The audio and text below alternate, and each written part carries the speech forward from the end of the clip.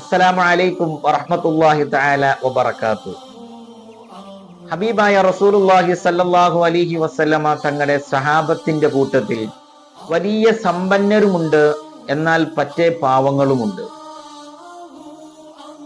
വലിയ സമ്പന്നർ പ്രവാചകൻ സല്ലല്ലാഹു അലൈഹി വസല്ലമ തങ്ങളുടെ നിർദ്ദേശമനുസരിച്ച് ഇസ്ലാമികമായ മാർഗത്തിൽ ചെലവഴിക്കാൻ ഒരു മടിയുമില്ലാത്തവരായിരുന്നു.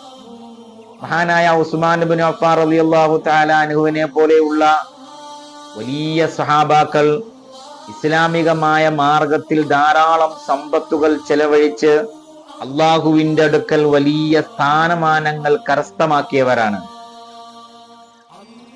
ഒരിക്കൽ പ്രവാചകൻ സല്ലല്ലാഹു അലൈഹി വസല്ലമ തങ്ങളുടെ സന്നിധിയിൽ ഒരു പറ്റം പാവപ്പെട്ട ഫക്കീറന്മാരായ സഹാബാക്കൾ വന്നുകൊണ്ട് അവരുടെ വേവലാതിയും ആവലാതിയും പ്രവാചകന്റെ മുമ്പിൽ അവർ ബോധിപ്പിച്ചു.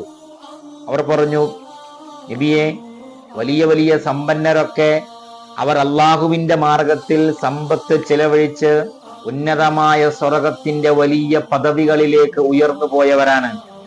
ഞങ്ങൾ പാവങ്ങൾ, ഞങ്ങൾക്കൊന്നും ചെലവഴിക്കാനില്ല, അവരുടെ അത്ര ഞങ്ങൾക്ക് ചെലവഴിക്കാനില്ല, അതുകൊണ്ട് തന്നെ ഞങ്ങൾ അവരിലും താഴെയാണ് നബിയെ എന്ന് പറഞ്ഞപ്പോൾ ഹബീബായ റസൂലുള്ളാഹി സല്ലല്ലാഹു അലൈഹി വസല്ലമ തങ്ങൾ അവരോട് പറയുന്നുണ്ട്, നിങ്ങൾ വിഷമിക്കണ്ട, നിങ്ങൾ പ്രയാസപ്പെടണ്ട.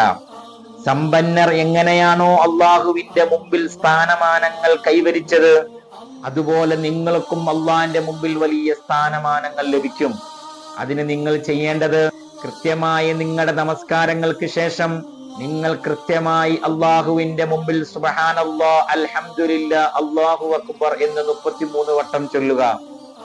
ഇത് നിങ്ങൾ കൃത്യമായി ചൊല്ലുകയാണെങ്കിൽ സമ്പന്നർ എങ്ങനെയാണോ അള്ളാഹുവിന്റെ മുമ്പിൽ വലിയ സ്ഥാനമാനങ്ങൾ ലഭിച്ചത്, അവർക്കെങ്ങനെയാണോ സ്വർഗത്തിൽ ഉന്നതമായ പദവികൾ ലഭിച്ചത്, ആ പദവിയിലേക്ക് നിങ്ങളും ഉയർന്നു നിൽക്കുമെന്ന് ഹബീബായ റസൂലുള്ളാഹി സ്വല്ലല്ലാഹു അലൈഹി വസല്ലമ തങ്ങൾ പറയുന്നുണ്ട്.